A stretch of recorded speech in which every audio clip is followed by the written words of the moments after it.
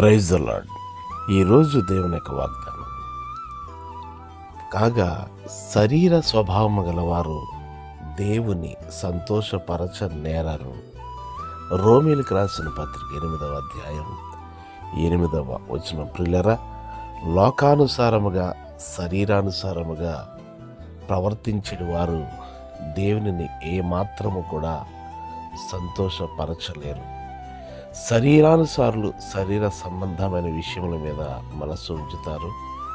ఆత్మానుసారులు ఆత్మ సంబంధమైన వాటి మీద మాత్రమే మనస్సు ఉంచగలుగుతారు.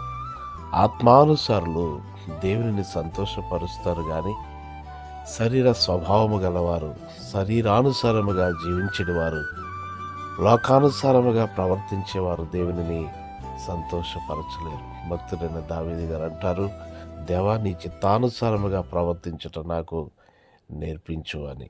మీ కొరకు ప్రార్థించే దైవజనులు డేవిడ్ రాజు గారు, మీ గాడ్ బ్లెస్ యు.